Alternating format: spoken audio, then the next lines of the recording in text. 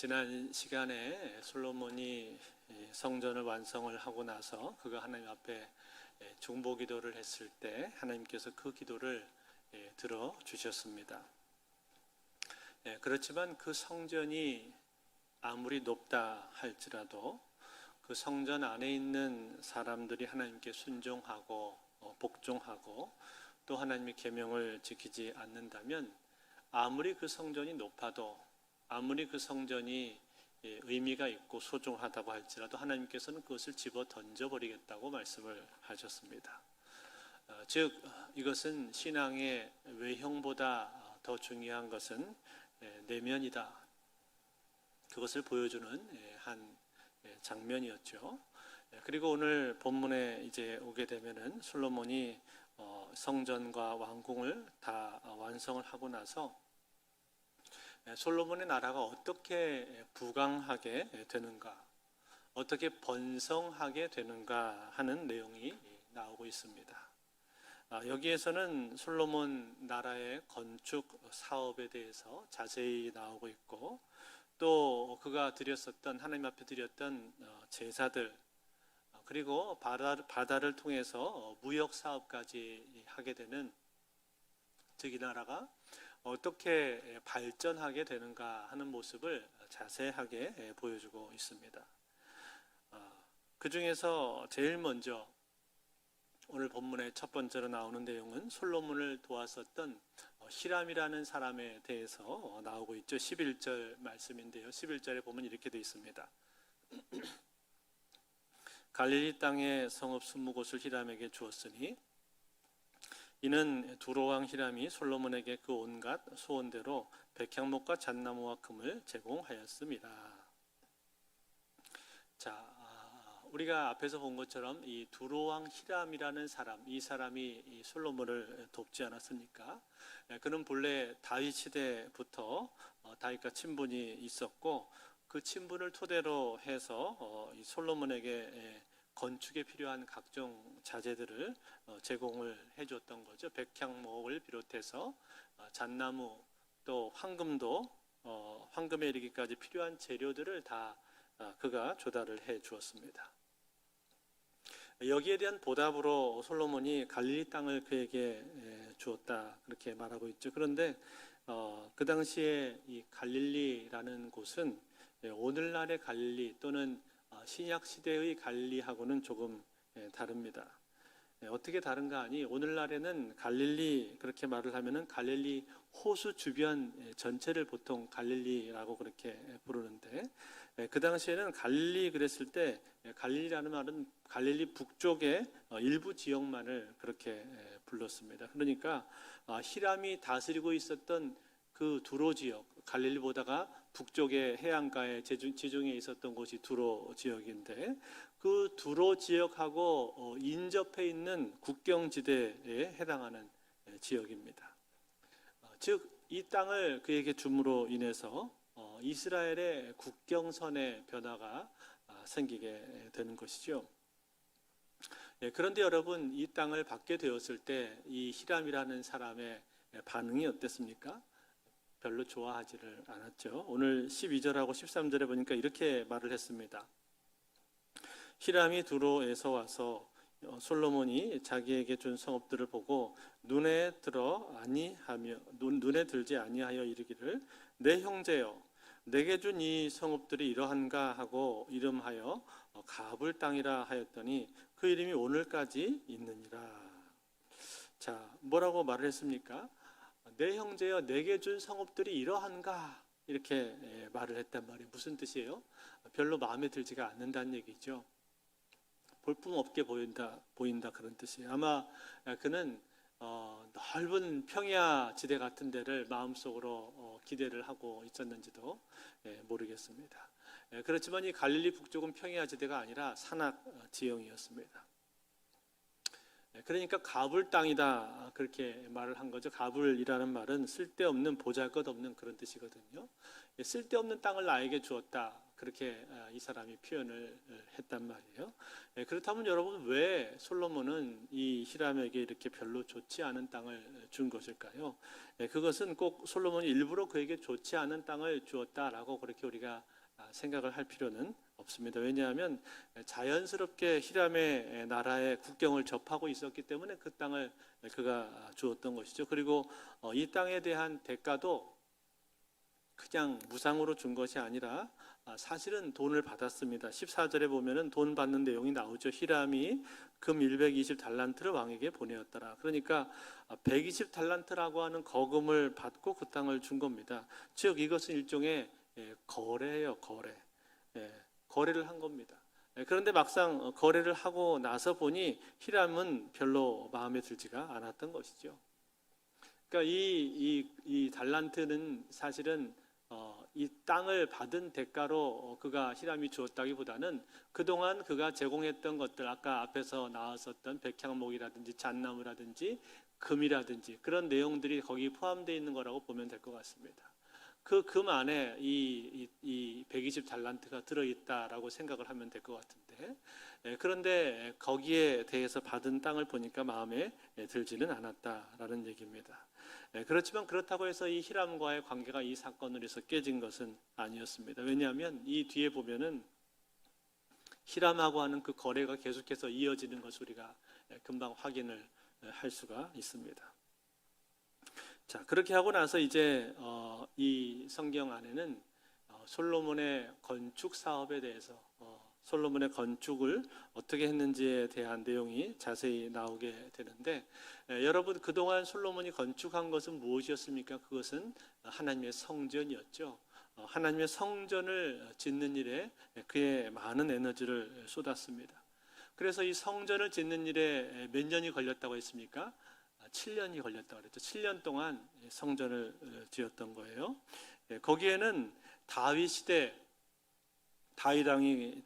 모아두었었던 모든 자재와 재료와 물자들, 그런 것들을 다 거기다가 투입을 시켰었고, 또 거기에 부족한 것들은 여기저기에서 다 또 모아서 채워 넣었단 말이죠.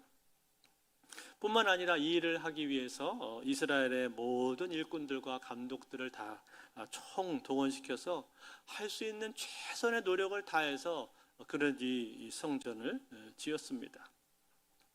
정성껏 지었어요. 그렇게 하고 나서 또 그 다음에 뭘 지었습니까? 왕궁을 지었죠. 솔로몬의 궁전을 지었어요. 궁전을 지었는데 궁전 짓는 데는 몇 년 걸렸다고 했습니까? 14년이 걸렸다고 했어요. 그러면은 도합 몇 년이에요? 20년이죠. 10절에 보면은 이 건물을 짓는데 성전과 궁전을 짓는데 걸리는 시간이 20년이 걸렸다라고 그렇게 지금 말씀을 해주고 있단 말이죠.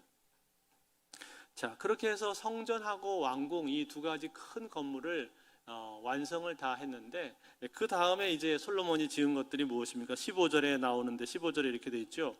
솔로몬 왕이 역군을 일으킨 까닭은 이러하니 여호와의 성전과 자기 왕궁과 밀로와 예루살렘 성과 하솔과 무깃도와 게셀을 건축하려 하였습니다. 자, 여기 보시니까 성전과 왕궁 지은 다음에 그 다음에 지은 게 뭐라고 했어요? 밀로, 예루살렘 성, 그 다음에 하솔, 무깃도, 게셀, 이런 것들을 지었다 그렇게 말했죠. 여러분, 여기 나와 있는 이 지명들은요, 여기 나오는 것들은 대부분 다 무엇인가 하니 이 요새입니다. 요새, 전략적인 요새와 같은 곳이에요. 그 지역의 방어를 위해서 꼭 필요한 그런 지역들이라 그런 말이죠. 제일 먼저 밀로 그렇게 말했는데, 여러분, 이 밀로는 예루살렘 성 맞은편에 있는 흙과 돌로 지어진 일종의 성체입니다. 성체. 이것은 예루살렘 북방의 방어를 위해서 여기에 세워진 겁니다. 그 다음에 하솔 그렇게 또 말했는데, 하솔은 갈릴리 호수 북쪽으로 약 16km 정도 떨어진 곳에 위치한 작은 성읍입니다. 그렇지만 작은 성읍이지만 이것은 전략적으로 중요한 요충지였다고 합니다. 그래서 여기에다가도 역시 성체를 지어서 그 갈릴리 북쪽의 북방 지역으로부터 오는 적군을 막을 수 있도록 방어를 준비를 했단 말이에요. 그 다음에 무깃도 그랬는데, 무깃도는 여러분 많이 들어보지 않으셨습니까? 이 무깃도라는 지역은 이 팔레스타인 땅이 이렇게 있으면 팔레스타인 땅하고 그 북쪽에 있는 페니키아, 베니게로 가는 길 사이에 위치한 그 성읍입니다.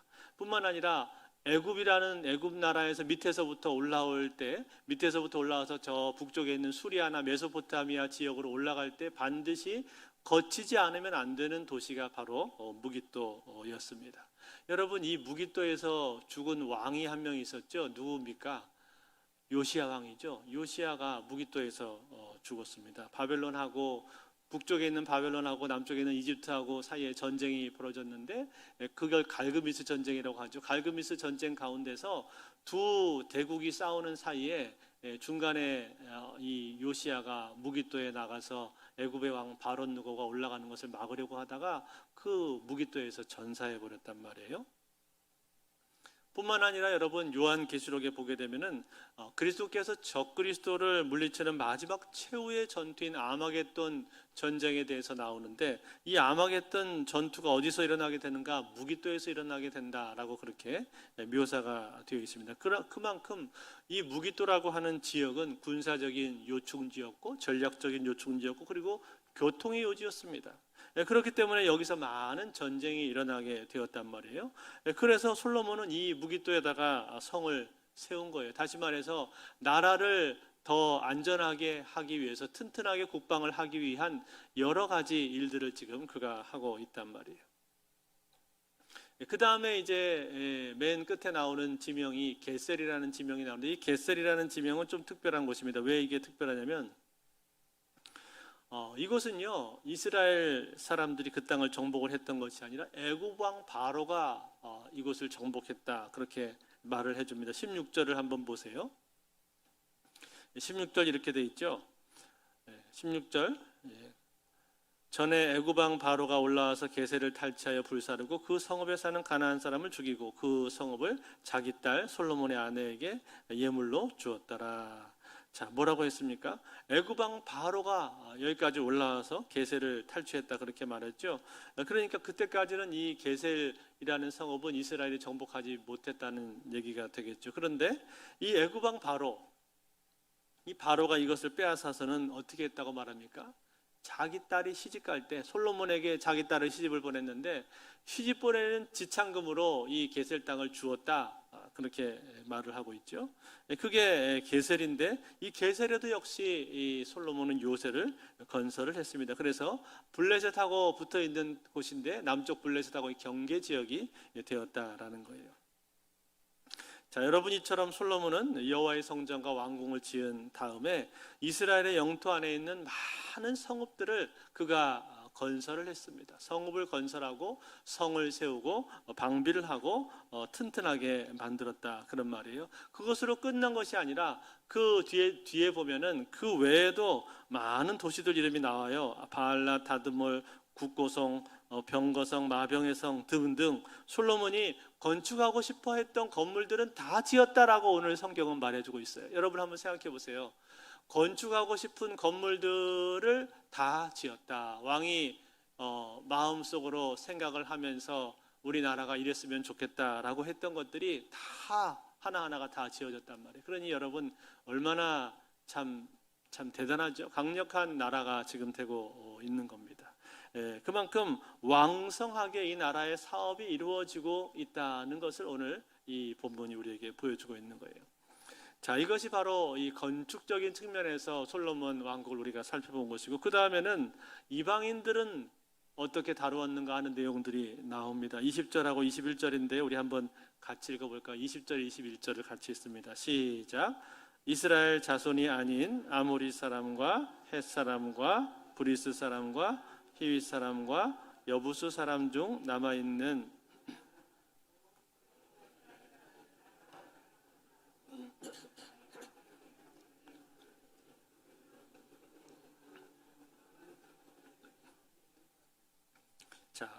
자, 이것은 이제 정복전쟁 때 전부 다 멸하지를 못하고 남아있게 된 그 이방인들에 대해서 지금 얘기를 해주고 있는 거죠.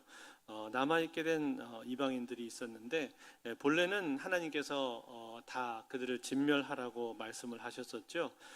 그런데 사사시대에 이들을 다 진멸하지 못하고 남아 있었던 이방인들이 있었다라는 얘기예요. 그 이방인들을 어떻게 했는가? 어떻게 했다고 말합니까? 노예로 삼았다. 그렇게 말씀을 해주고 있죠. 노예로 삼아서 일을 시켰다 그렇게 말합니다. 여러분, 만약에 이러한 내용들이 사사 시대에 나왔더라면, 사사기에 이러한 내용들이 나왔더라면, 이것은 우리가 곧바로 이 내용을 보자마자 이것은 부정적인 내용으로 그렇게 받아들여야 될 것입니다. 그렇지만 이제 그들은 이미 이스라엘에 남아 있은 지가 오래되었고 그의 후손들이 지금 있게 되었단 말이에요. 그래서 이제 와서 갑자기 그들을 다 처형하기가 어렵기 때문에 이것은 솔로몬의 입장에서는 지금 최선을 다하고 있는 거라고 생각이 됩니다. 즉 그들로 하여금 노예가 되어서 일을 하도록 만들어서 그들의 문화에 최대한 영향을 덜 받게 하려는 것이고, 동시에 이스라엘 백성들의 노동력을 아껴주려는 그러한 측면도 있는 것이죠.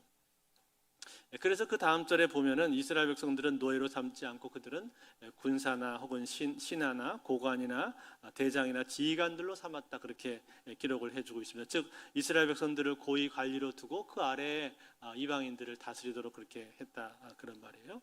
이것이 이 솔로몬의 인사 정책이었습니다. 인사 정책이 이러했고, 그 다음에 종교적인 정책은 어땠는가? 종교적인 내용도 하나 나오는데 25절에 이렇게 짧게 되어 있습니다. 25절 말씀, 솔로몬이 여호와를 위하여 쌓은 제단 위에 해마다 3번씩 번제와 감사의 제물을 드리고 또 여호와 앞에 있는 제단에 분향하니라. 이에 성전 짓는 일을 마치니라. 자, 뭐라고 했습니까? 여호와를 위하여 쌓은 제단, 뭘 말할 거예요? 성전을 말하는 거예요. 성전 안에 있는 제단을 얘기하는 건데, 그 제단에서 무엇을 했다는 거예요? 제사를 드렸다라는 얘기죠. 해마다 3번씩 제사를 드렸다. 어떤 제사겠어요? 유월절, 칠칠절, 또 수장절. 소위 이스라엘의 3대 절기라고 말할 수 있는 이 절기 때마다 절기를 잘 지켰다라는 얘기를 하는 겁니다. 그 절기를 지켜서 솔로몬은 제사를 드렸다. 다시 말해서 그동안 솔로몬이 이 앞부분에서, 열왕기상 앞부분에서 우리가 보았던 것처럼, 그가 보여주었던 것처럼 절기 때마다 철저하게 절기를 지키고, 그리고 정성껏 제물을 잡아서 제물을 항상 풍성하게 그가 드리지 않았습니까? 그렇게 하나님 앞에 정성스럽게 제사를 드렸다라는 얘기예요.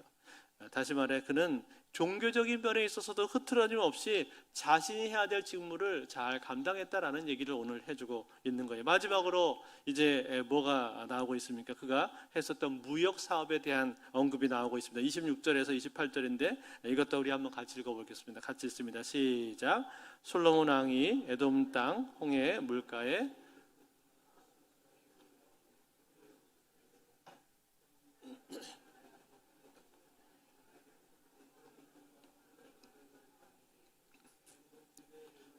거기서 금 420달란트를 얻고 솔로몬 왕에게로 가져왔더라. 아멘. 자, 무슨 얘기입니까? 배를 만들어서 해상 무역을 했다라는 얘기를 하고 있는 거죠. 이 에시온 게벨이라는 이 지역은 홍해 바다의 제일 끄트머리에 있는 도시입니다. 홍해 바다가 이쪽에 지중해가 있고 여기 홍해 바다가 있으면 이렇게 V자로 튀어나와 있거든요. 그 V자 끄트머리에 있는 만이에요. 쭉 파져 있는 만에 있는 도시가 에시온 게벨이라는 도시인데, 이 에시온 게벨에서 거기서 배를 만들었다는 거예요. 배를 솔로몬이 만들어서 그 배를 가지고 해상 무역을 하게 되기까지 이제 이르렀다라는 얘기를 지금 이 성경이 해주고 있다라는 거예요. 사랑하는 성도 여러분, 오늘 이 본문의 내용은요, 이 말씀은요, 우리에게 무엇을 보여주는가? 솔로몬 왕국이 얼마나 부강하게 되었는가 하는 것을 우리에게 잘 나타내주고 있습니다. 얼마나 번성하고 번영하게 되었는가 하는 것을 여과 없이 하나하나 모든 분야에 있어서 얼마나 이 나라가 부강하고 강력하게 되었는가 하는 것을 우리에게 잘 보여주고 있다 그 말이에요. 즉 그가 성전을 지은 뒤로 하나님께서 이 솔로몬을 축복을 해 주셨고, 그리고 그의 여러 사업들이 다 잘 되게 되었다라는 것을 지금 보여주고 있는 거예요. 건축도 왕성하게 이루어지게 되었고, 상업과 무역도 발달하게 되었고, 동시에 여호와 하나님을 섬기는 제사도 온전하게 그가 드리는 모습을 우리가 볼 수가 있었던 것이죠. 이러한 모든 것들이 지금 우리에게 보여주고 있는 바가 무엇입니까? 그것은 이때야말로 솔로몬 왕국의 전성기구나 하는 것을 보여주고 있단 말이에요. 솔로몬 왕국의 전성기의 모습을 지금 우리에게 나타내 보여주고 있는 것입니다. 즉 전성기가 되어서 하나님께서 그를 축복을 해 주시니까 정치라든지 사회라든지 경제라든지 문화라든지 외교라든지 종교적인 부분이라든지 이러한 모든 부분에 있어서 하나하나가 다 아름다운 모습으로 발전을 하게 되었다라는 것입니다. 사랑하는 성도 여러분, 이게 뭡니까? 이게 바로 전성기입니다. 전성기. 하나님께서 축복을 해 주시면은 전성기가 이룰 수 있는데 그 전성기의 모습은 바로 이와 같다라는 거예요. 사랑하는 성도 여러분, 저는 우리의 인생도 이것과 다르지 않다라고 생각을 합니다. 우리의 인생도 하나님께서 축복해 주시면 우리의 인생 역시 전성기를 이룰 수 있다고 믿습니다. 여러분, 전성기의 특징이 무엇입니까? 전성기라고 하는 것은 하는 일마다 다 잘 되는 그런 특징이 있지 않습니까? 내가 하는 일마다 내 마음 가운데 열심이 있고 지혜가 있고 그리고 집중력이 있고 열정이 있고 무엇보다도 그 위에 하나님의 은혜가 머물게 됨으로 말미암아서 하는 일마다 다 잘 되는 특징이 전성기 가운데는 있다 그 말이에요. 그것이 바로 전성기인데 우리의 인생 가운데도 그와 같은 전성기가 있을 수가 있다라는 것입니다. 그러므로 사랑하는 성도 여러분, 저는요 오늘 이 솔로몬 왕국의 모습을 보면서 우리의 삶 속에도 우리의 인생 속에도 이와 같은 전성기가 올 수 있기를 바랍니다. 어떤 분은 그렇게 얘기를 하는 분이 있을 거예요. 나는 전성기 다 끝났는데요. 여러분, 어떤 분은 그렇게 말할 수 있지만 그러나 여러분 기억하십시오. 우리 인생의 전성기라고 하는 것은 한 번으로 끝나는 것이 아닙니다. 내가 과거에 전성기 같은 그런 시간이 있었다 할지라도 또다시 나의 인생 가운데는 전성기가 찾아올 수 있는 거예요.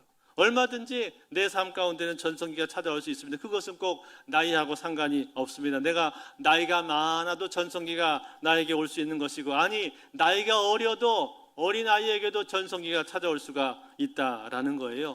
여러분, 요아스 왕 같은 사람을 생각해 보세요. 요아스 왕은 7살밖에 안 됐는데 이스라엘의 왕이 올랐던 사람 아닙니까? 그래서 왕으로서 그 나라를 잘 다스렸던 사람 요아스 아닙니까? 여러분, 나이가 어려도 얼마든지 전성기가 올 수가 있다라는 거예요. 그러므로 여러분, 여기 있는 우리 유치부, 초등부, 중고등부 우리 자녀들 전성기가 올 수 있다는 것을 믿고 기대하실 수 있기를 바랍니다. 얼마든지 어린아이들도 전성기가 찾아올 수가 있는 거예요. 공부하는 것마다 다 내 머릿속에 쏙쏙쏙쏙 들어오게 되는 그런 전성기도 있을 수 있는 것이고, 우리 영찬이 지난주에 어하나 멀티플 했거든요. 멀티플이라는 게 어하나에서 책이 4권이 있는데 그 4권을 통째로 다 외우는 건데 이거 어른도 하기 힘든 거예요. 근데 이제 2권 외웠나요? 예, 그 중에 2권 외우는 것도 엄청 어려운 일인데 지금 우리 영찬이가 어하나에서 멀티플을 지금 했단 말이에요. 이제 그 다음에 2권만 하면 끝나는데 어마어마하게 양이 많은데 그거를 다 외웠습니다. 우리 영찬이 전성기가 지금 오고 있는 것 같아요. 그죠? 박수 한번 쳐주면 좋겠어요. 박수. 네. 영찬이뿐만이 아니라 우리 다른 친구들도 얼마든지 전성기가 우리 친구들에게 찾아올 수가 있습니다.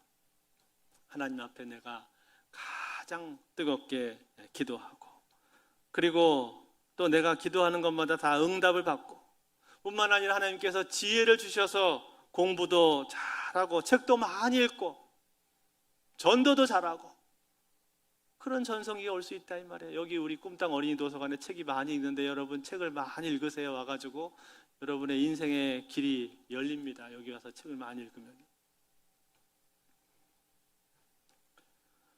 뿐만 아니라 여러분, 우리 자녀들뿐만 아니라 이 자리에 계신 우리 어른들도 마찬가지입니다. 우리 장년들도 마찬가지입니다. 내 인생 가운데도 얼마든지 전성기가 찾아올 수가 있단 말이에요. 하나님하고의 관계가 새로워지고 하나님과 관계가 더 깊어지고 뜨거워지고, 그리고 그 관계 속에서 생생한 관계를 누리게 된다면 그게 전성기 아니겠어요? 성경을 내가 더 많이 알게 되고 성경을 읽을 뿐만 아니라 성경 말씀을 더 연구하게 되고 공부를 하게 되고, 그리고 기도도 더 깊어지고 내가 하나님 알지 못하는 내 이웃들에게 복음을 열심히 전해서 전도도 많이 하게 되고, 뿐만 아니라 내가 하고 있는 여러 일들 가운데서도 하나님께서 주시는 지혜를 가지고 그 일들이 하나하나 잘 되는 것들을 경험한다면 여러분, 그것이 우리의 전성기가 아니고 무엇이겠습니까? 그런 전성기를 여러분 기대하십시오. 내 인생 가운데도 그러한 전성기가 찾아오기를 여러분 기대하십시오. 저 역시도 그런 마음을 갖고 있습니다. 저에게 있어서 전성기는 무엇일까요? 설교 준비도 금방금방 잘 되고, 설교 말씀도 잘 전하고, 그리고 하나님과의 관계도 더 깊고 친밀해지고, 그리고 복음도 전하고, 그리고 교회가 막 부흥하는 가운데 힘있게 내가 쓰임받게 되면 그게 나의 전성기가 아닐까, 그런 생각을 해봅니다. 내가 거기에 그 불쏘시개처럼 그렇게 사용이 되면은, 그러면 내가 그것이 바로 나의 인생의 전성기가 아닐까, 그런 생각을 해봅니다. 그런 전성기가 찾아올 수 있단 말이에요. 물론 여러분, 우리가 전성기가 되었다고 해서 결코 교만해서는 안 될 것입니다. 그럴수록 더 겸손하고, 그럴수록 더 하나님의 은혜를 구하고, 더 겸손하게 하나님 앞에 나와서 기도하는 그런 모습이 우리 가운데 있어야 될 거예요. 그렇지만 여러분, 우리는 기대할 수 있는 거예요. 내 인생 속에 하나님께서 전성기를 주시기를, 이 솔로몬과 같은 그러한 전성기를 하나님께서 나의 삶 속에 주시기를 왜 기대하면 안 되겠습니까? 얼마든지 우리는 기대할 수가 있는 것이죠. 기대하는 자들에게 하나님이 은혜를 주십니다. 제가 지난주에 설교했잖아요. 기대하는 신앙, 제가 설교했잖아요. 하나님을 향해서 위대한 일을 시도하라. 하나님을 향해서 위대한 것을 기대하라. 하나님을 향해서 기대를 품는 자들에게 은혜를 주신다는 거예요. 내 입을 크게 열면 하나님께서 부어주신다 약속하지 않았습니까? 그러므로 사랑하는 성도 여러분, 오늘 우리는 이 솔로몬 왕국의 번성을 보면서, 솔로몬 왕의 전성기를 보면서 오늘 우리의 마음속에 주님, 나의 인생 가운데도 이와 같은 전성기를 주시기를 원합니다. 하나님이 마음껏 나를 들어 쓰실 수 있는 그런 전성기가 오기를 원합니다. 이러한 마음의 소원을 가지실 수 있기를 바랍니다. 이러한 마음의 소원을 갖고 하나님 앞에 기도하면 그 기도를 통해서 하나님께서 우리 이 마음의 소원을 보시고 그 소원 그대로 응답을 해 주실 줄로 믿습니다. 바라기는 오늘 이 솔로몬 왕국의 전성기와 같이 이 자리에 있는 모든 분들의, 저와 여러분의 삶 가운데도 하나님이 주시는 귀한 전성기의 삶으로 하나님께 귀하게 쓰임받는 우리 모두가 다 되실 수 있기를 주의 이름으로 축원드립니다.